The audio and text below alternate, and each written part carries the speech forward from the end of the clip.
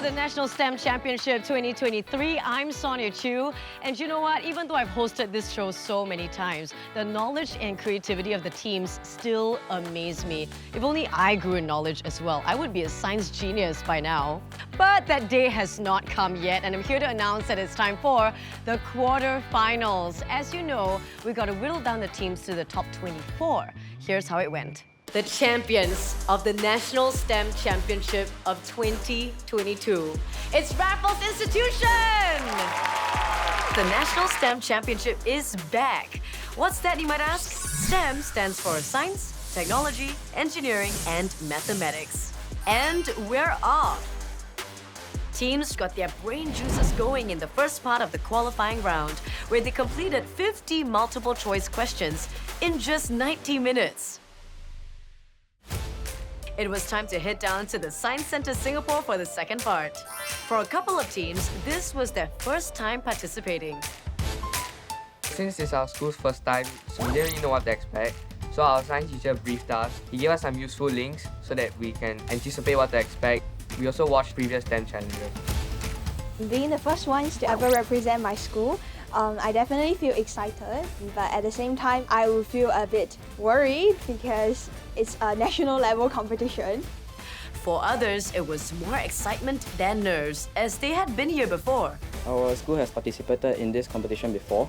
Our teachers gave us reading materials from last year just to gauge how hard this competition can be. One reason we all signed up for this competition is because we like the area on STEM and want to pursue career related to it. So what did the teams have to do for the second part of the qualifying round, the All Hands on Deck challenge?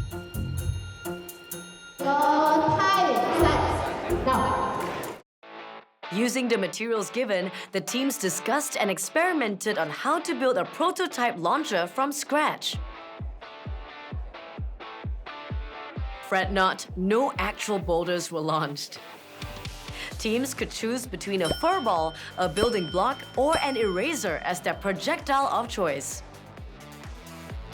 Creative ideas were aplenty, from plastic spoon catapults to slingshots. With all these to do, teams only had a tight 45 minutes to prepare before their one chance to let it fly.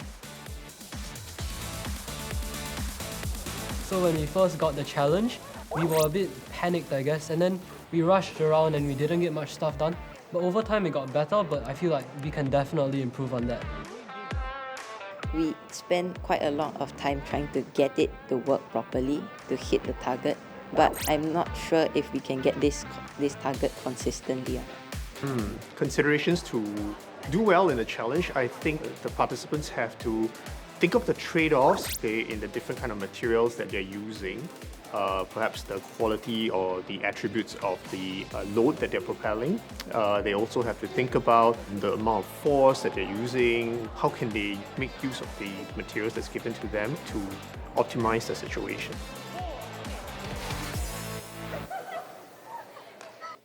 Judges were on the lookout for launchers that remained standing after being triggered.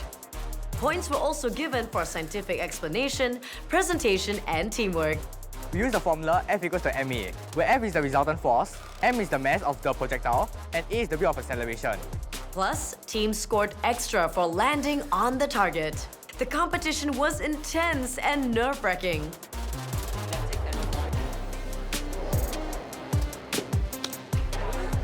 But for some, it was more than just about the competition. This experience is very different from what I would have normally felt or experienced in a classroom setting because I get to apply science in an environment which is not really confined to the classroom. This thing is not just like a one-time competition. You can also apply the things that you learn here into other competitions as well, or like in your everyday life. But whether each projectile fell short or landed smack on the target, everyone had a blast. A main part of our takeaway is work as a team, be happy and have fun. I mean, that's the point of the competition, right?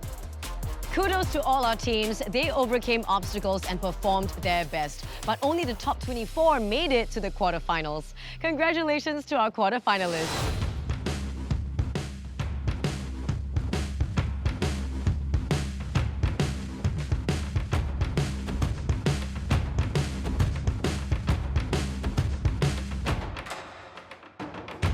All the best to our quarterfinalists. Tonight, we zoom in on these 12 teams. Catholic High School, CHIJ St. Joseph's Convent, CHIJ St. Nicholas Girls' School, Hwa Chong Institution, NUS High School of Math and Science, Nanyang Girls High School, River Valley High School, School of Science and Technology, Singapore, Springfield Secondary School, Temasek Junior College, Victoria School, and Yishun Town Secondary School. What challenges await them? Stay tuned to find out.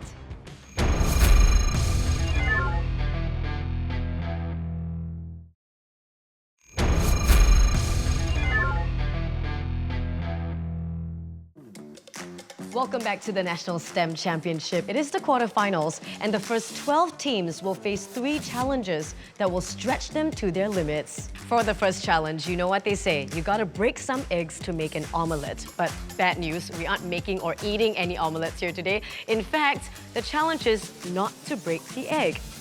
Let's get cracking, shall we? In the Bungee Egg Challenge, teams have to build a prototype that will keep a boiled egg from breaking when dropped from table height. Before the egg falls, it has gravitational potential energy, which then becomes kinetic energy as it falls. To minimize the egg's impact on the ground, the prototypes can use various methods. Examples include creating air resistance, or adding cushioning, or diverting the energy. To make the challenge more difficult, teams are given limited materials, which makes their engineering design process paramount. I hope the students will be able to understand the different properties of the materials and make use of the limited supplies, materials, think out of the box. All the teams had very original and different takes on how to keep their eggs from breaking. Actually, smaller would be better. Then it's easier to control. Smaller. We made use of a parachute concept, so we used 2 plastic bags that we cut up and we used tape to tape it together so it became in the shape of a parachute. We also used paper to cushion the impact of the egg when it reaches the ground. We can balloon it, then we tape it at the bottom. So the straw also absorbs impact because it's If you land the sticks over here, the force will go up. There were balloons provided, so we used that as a cushion. Now cushion the frontal impact of the force. After that, we also decided to use crushed paper to surround the egg to make sure that the egg will be protected in case the entire construction falls. So it's over from here. This from here. So what are you doing? Those are chopsticks. We had a plastic bag and we put in a bunch of crumpled up paper, put the egg inside and then topped it off with more crumpled paper to act as a cushion for the egg. And on top of that, we added chopsticks which line the outsides of the frame of the body itself, and it actually takes the brunt of the impact because it's sticking out. So when it hits the ground, the impact will be forced through the chopsticks instead of leading towards the egg. It's now time for the team's presentations. Not only will the soundness of their prototype be judged, but also their explanation and teamwork. We are the storks, disguised as humans. We are here to devise a way of how to drop babies into homes without them smashing into smithereens. Oh no, what do? I need to get my baby to safety, but I can't carry her down. Humpty Dumpty, you're so clumsy, you hurt yourself again. You have a bunch of eggs and you're cycling along the road. And then some joker walk in front of you, then you have the jam brake, and then your egg drop. Lucky never break. Some teams used parachutes to slow the fall. Ice cream sticks also came in handy to divert the impact for some teams. Ice cream sticks are designed in mind to help distribute the force across it so that it doesn't even contact the egg at all. While balloons worked well for other teams. For example, if I had a rigid body and I just dropped it immediately, there would be a very short time period in which it would decelerate. And because force equals the mass times acceleration, since acceleration is very high, then force is very high, causing the body to break. Now we will drop the egg.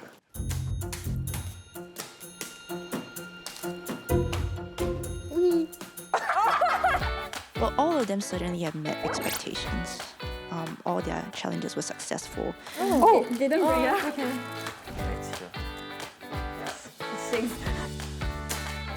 It's really fulfilling to see how a prototype managed to actually work out, and it's really fun to brainstorm about the prototype and then seeing how everything comes together. As you see, our product worked flawlessly. SST did a really good job with how they make use of the materials and how they actually planned with the structure and placement of each thing that they indicate on that final structure itself. Did it crack? No, it didn't. No, it didn't. It actually didn't crack.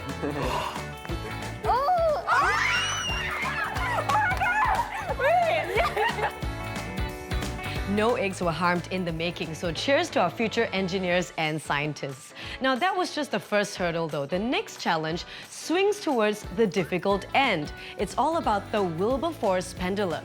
Now what is that? Good question. I have no idea. Let's find out. In the Wilberforce pendulum challenge, teams have to fine-tune, reconfigure and analyze a Wilberforce pendulum. A Wilberforce pendulum showcases in a clear manner that a spring can store energy, both in compressed and stretched mode, as well as in torsional mode. The weight for a Wilberforce pendulum comes from a suspended mass, and the moment of inertia can be tuned. So if the teams tune their Wilberforce pendulum correctly, it will exhibit an interesting dynamic which at times seems fully rotational, and at other times fully linear. Hence demonstrating the complete energy transfer between linear and rotational oscillation. Given simple materials to create the Wilberforce pendulum setup, teams must find that perfect balance.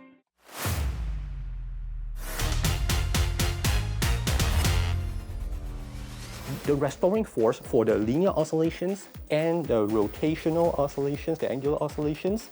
Critical questions and the challenge for the students to find out is actually how do they optimize the conditions such that they can optimize the energy transfer between the two oscillations.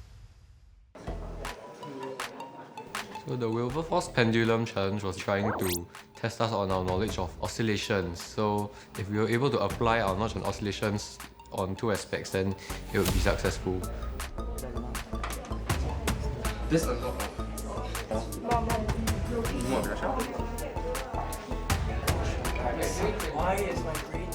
Our team actually found it rather intriguing, as it's not really a field of science which we are very well versed in. We weren't really expected to be hit with such a solid theory question which focused more on the tuning of various oscillations in order to get the optimum result. When it came to the optimization of the system, some were very uncertain, I would say. I'm not entirely sure they fully understood what was going on. We're not very familiar with the concept of waves. Although we did study transverse waves in school, but we didn't really look into longitudinal waves, so it was quite difficult for us. After all that turning and spinning, it's now time for the true test. Will their theories hold? We'll find out after the break. It's not about stability.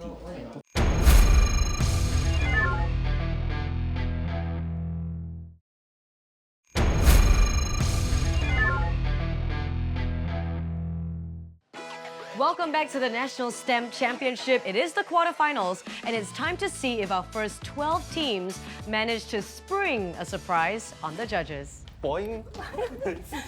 Guys, how do we make the spring oscillate, both linearly and rotationally? Victoria schools, they were very dynamic, enthusiastic, which was really funny. So basically what we try to do is that we try to make the two knobs as close to the midpoint as possible. Therefore, we reduce the perpendicular distance and hence the moment of the mass. We tuned the motion. Other schools delved just as enthusiastically into their explanation using the principle of moments. The basic theory behind this is about moment. This is actually like our moments, and then the two knobs are like two forces acting down. They have the same force. When they're of equal distance, the moments, anti-clockwise moments, is equal to the clockwise moments. The elastic potential energy within the spring will be converted to kinetic energies to allow it to move up and down. If you know figure skating, when the figure skaters bring their arms together, they'll begin to spin faster. Because when your mass is closer towards you, then you have a lower moment of inertia and you're able to spin faster.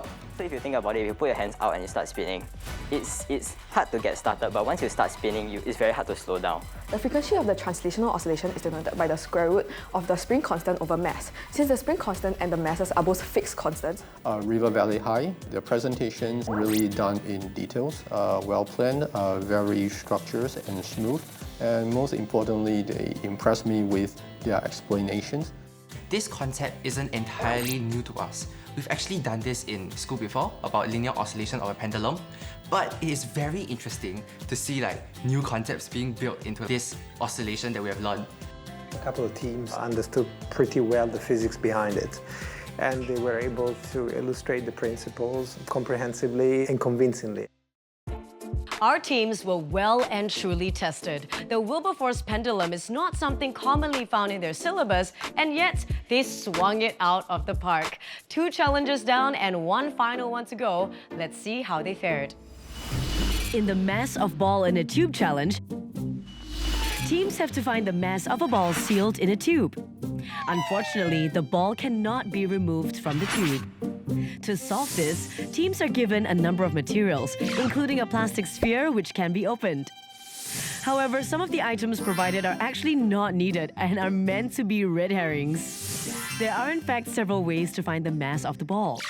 But one way is to fill the plastic sphere with water, calculate its mass using the density formula, and then use it as a counterweight. Finally, using the principle of moments, the mass of the ball in the tube can be obtained. But that's just one way. Teams must rely on their creativity to solve this challenge. Here, you can't take out the ball from the tube. Well, technically. What challenges did the teams face? I think at first it seems like a very simple concept, just simply find the mass based on density and all. But given the materials that we were given the information that we were given, I think it really made us really have to rack our brains for a solution. We had to think outside the box to find ingenious ways to measure the mass of the ball without using a measuring scale. So yeah, that was a challenge for us. We don't have any mass provided, so we were still very clueless about how we're supposed to make it even until now.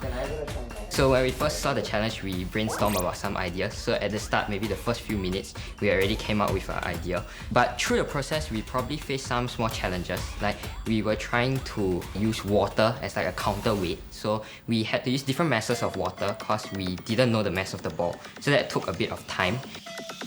There was very little materials that were provided and some of the items weren't exactly useful. So in the end, we used the density of the water and then we balanced it out with the mass of a ball so we could use that to find the mass of a ball.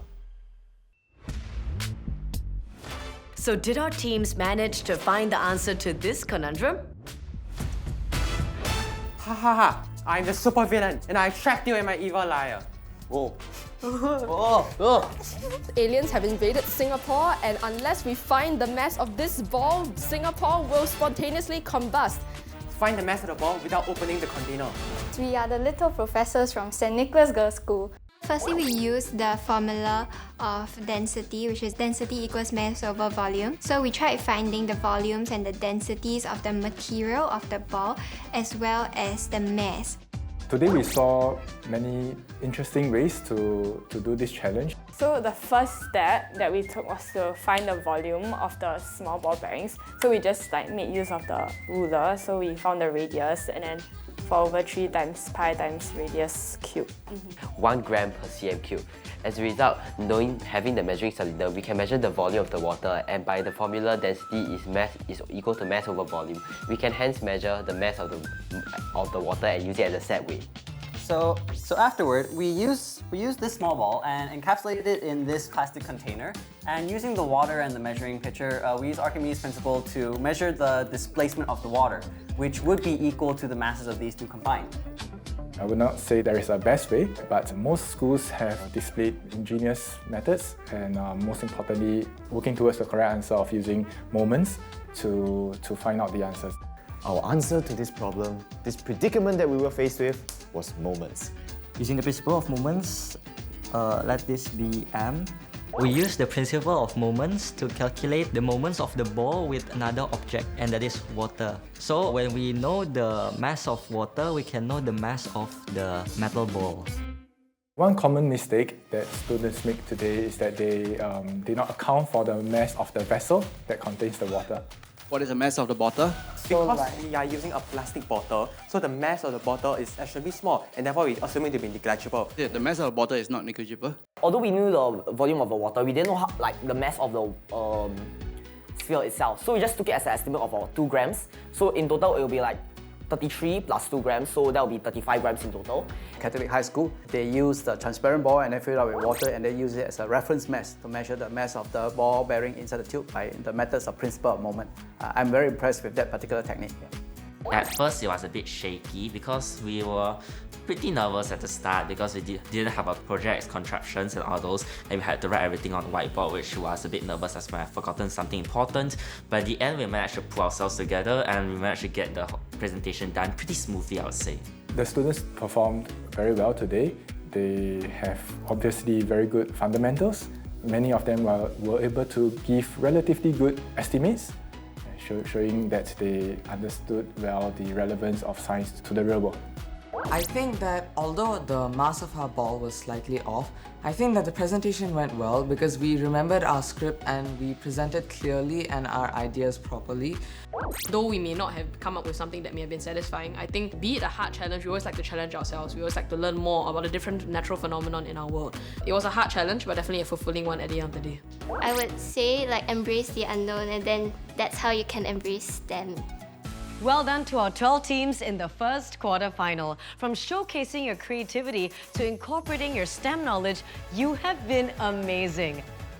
Now you can sit back and relax because in our second quarterfinals, our next 12 teams will battle it out in a series of 3 new and exciting challenges. And of course, the all-important question will be answered, who's going to make it to the semi-finals? You got to stay tuned to find out. Meantime, I'm Sonia and I'll catch you in the next episode of the National STEM Championship 2023.